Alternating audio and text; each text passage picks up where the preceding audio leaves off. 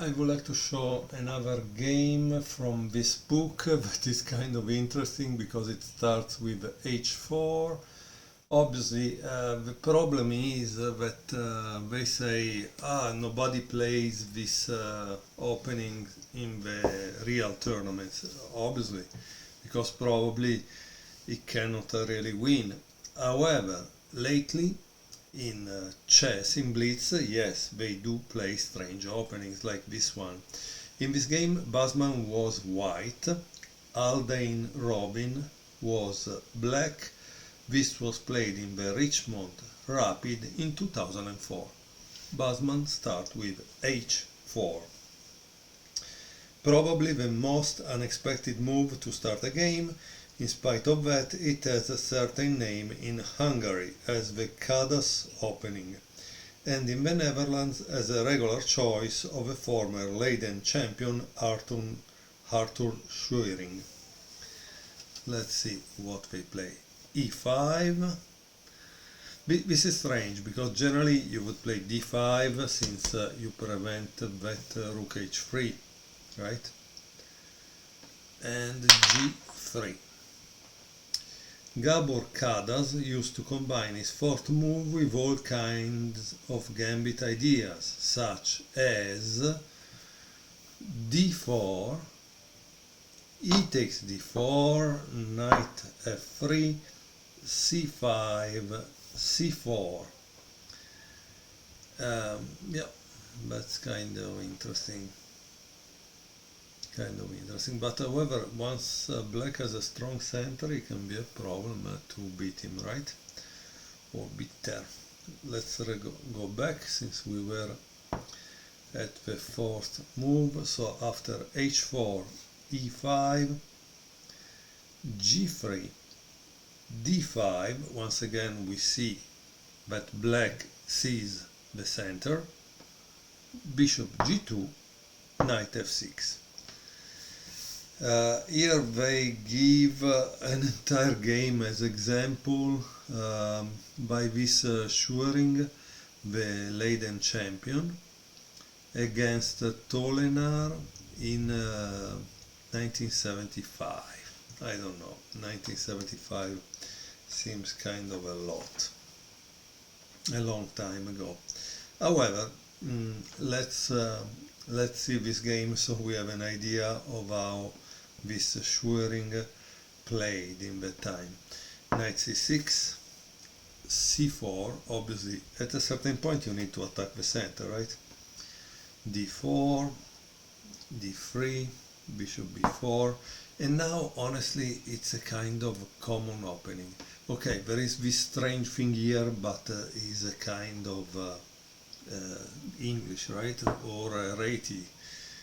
Knight d2, knight g e7, a3, bishop takes d2, bishop takes d2, so white has the bishop pair. Castle b4, white now has more space on the queen side. a5, knight f3, f6, h5, knight b8, knight h4, c5, and b5. So strangely white is blocking the queen side. Knight d7, queen c2, so maybe you want to castle on the queen side. We can already see it. This is the thing, when they move a piece they tell you an idea. So he played this, which means with this he has closed the queen side, and now he clearly wants to castle on that side because he wants to attack on this side. So it's kind of clear, right? Knight b6, castle, queen d6, rook dg1, like I said, he wants to attack on the king side, bishop d7 and a4, rook a b8, f4, bishop g4,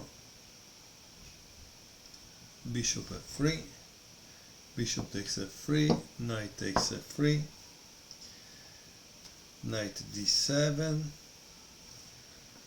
king b2. Probably now the king wants to go to defend this part, so the queen can go into the attack. b6, this is a not so good move because now he doesn't even need to defend there.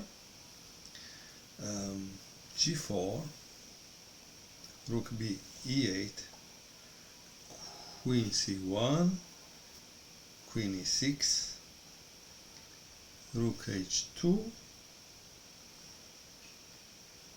e4, f5. This tells us that obviously white is a good player because it doesn't defend. He wants to attack, attack, attack. Queen f7, d takes c4, knight c8, g5. Again, we see that white has the initiative and is using it. Knight d6, g6, queen takes c4, g takes h7, king h8. Obviously he doesn't want to let white to enter. h6, g takes h6, knight h4, threaten this, queen takes c1 check, bishop takes c1 check, no check at all, king takes h7, knight f3, knight f7, bishop takes h6, knight takes h6, rook g6, and here black gave up and resigned. I think it's kind of clear why, because the next move is checkmate. So I don't know what he wanted to do, but maybe at this point, this was move 35, maybe black was in kind of time pressure. So let's return back to the game played by Basman, okay? Okay, I return to the initial position, h4, e5. I think, as you can see, g3. So, just to make an example, generally they play h4 because a beginner feels that the rook is very strong and he would like to have it immediately in the game.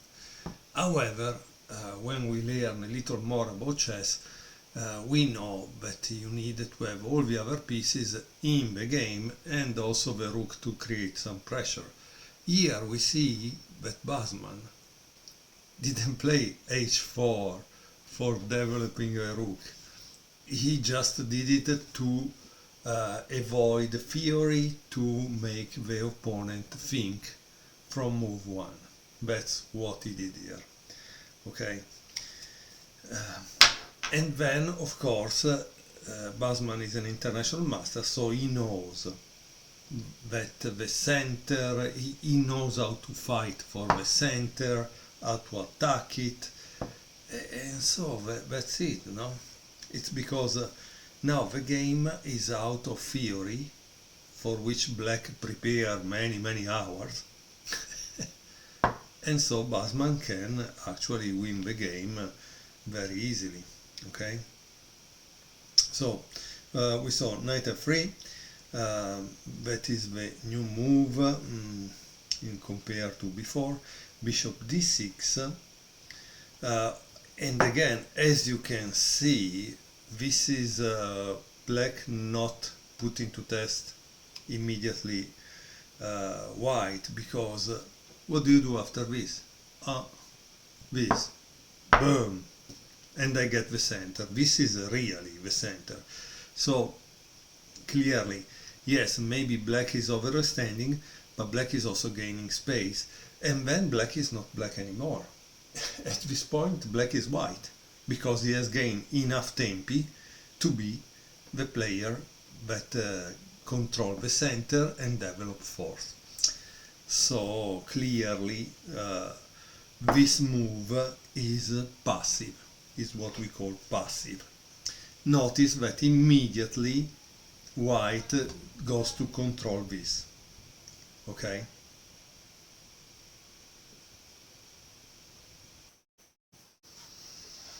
Okay, so white played d3, h6. Black strangely is worried of the pin on g5 instead of developing the pieces. c4, as you can see, white at this point is not playing some kind of wing opening, is attacking the center. c6, knight c3, putting more pressure on d5, bishop e6, and this is a problem of this move once this move is being made, because this is unprotected. Boom, queen b3, knight a6, and c takes d5. Obviously now it's true, you could take on b7, right? But this is the problem. In this book here they should have put a diagram. Why? Because they want to show you what happens if you play queen takes b7. Obviously is not good. Here they say knight b4, castle, rook b8, queen takes a7, rook a8, queen b7. I don't know.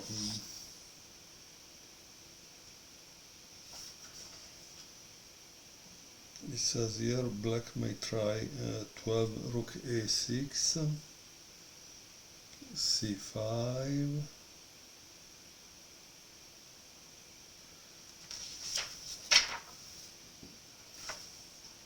bishop takes c5, knight takes e5, rook a7, knight takes c6, rook takes b7, knight takes d8, king takes d8, with an advantageous result. Okay, advantageous result. Let's see to count with pieces, right? So bishop here, two knights, only one knight there. But yeah, and here bishop pair and two knights. So the advantage of the result is that, however, 2, 4, 6, 7 against 2, 4. I don't know. White, however, has given a piece for 3 pawns. Here there are 2 pawns that are pass. Who knows if it works? Now, if we are playing against a human, time control is different. Probably against a computer, white can actually give some trouble, right? Well, so let's return back to the position that it was. Okay, this was the position, and we have seen what happens to white if it takes on b7, but in the game white played c takes d5, knight takes d5, queen d1,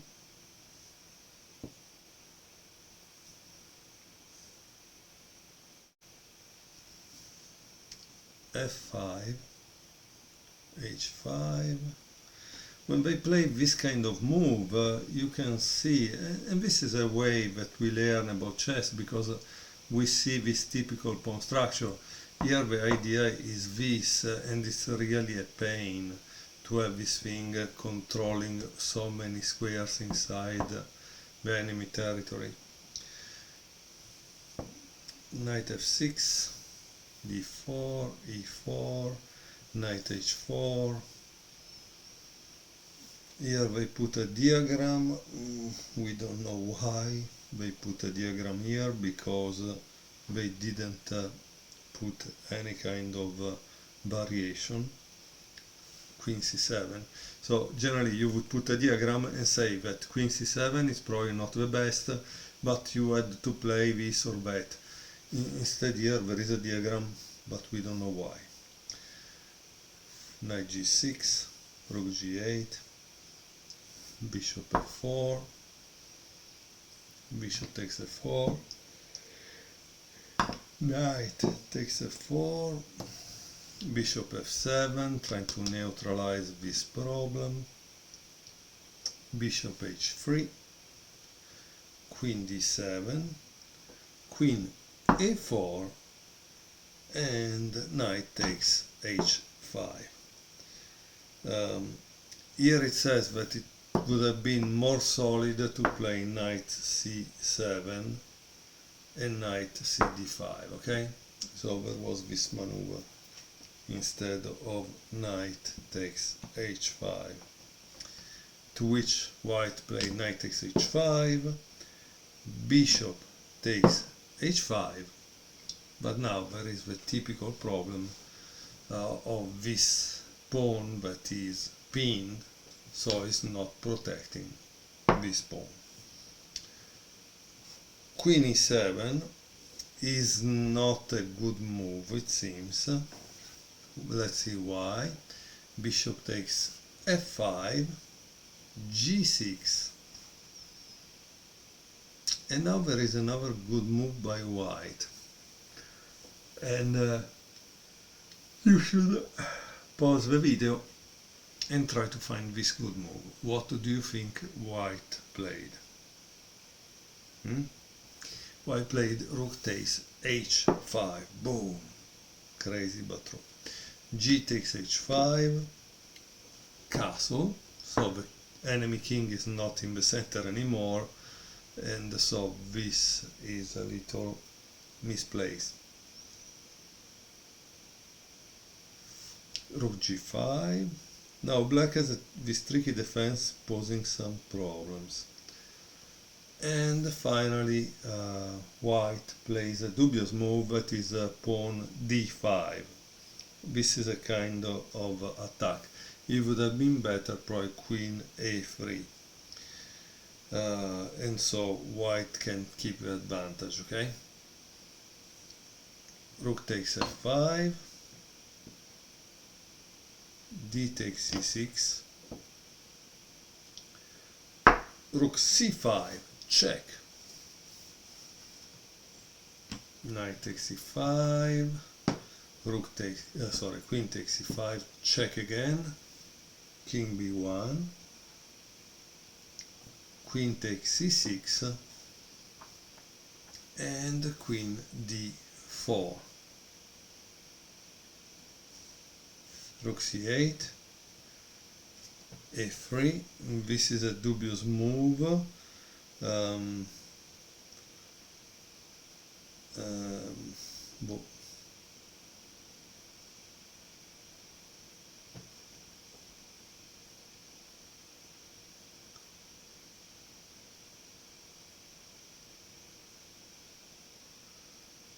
Sorry, I missed something, sorry. It wasn't a3. After queen d4 and rook c8, white played check, king f7, check, king f8. And now he played a3, probably to avoid to get checkmated there, also if the queen was actually protecting there. Rook e8, rook d4. It seems that at this point white doesn't really have any advantage, so as we can see, the opening and the attack weren't really wise. It was just a way to disorient the enemy, but at the end of the day white is one piece down. and that's the reality of it. So in the book they say that he should have tried to continue to do the perpetual check to try to draw, because probably for the engine now white has lost. Okay, so after rook d4 there is rook takes e2, rook f4, king e8, queen g8, king d7, and now there is a mistake. This is a time scramble, they say. He played rook d4, king c7, another mistake, and obviously I hope you see why. King c7 is a mistake. Obviously, if black played this move, he should have been to survive, but obviously it didn't make maybe much sense, I don't know, but this is horrible, and it's clear why it's horrible, right? Because queen d8, checkmate. And so this is the end of the game. I hope you enjoyed this game played in 2004. Honestly, we see that at the end of the day h4 didn't really make a great game. So all these strange openings used by Basman, at the end of the day, if the opponent was a stronger player, probably Basman wouldn't survive the middle game. And that's it.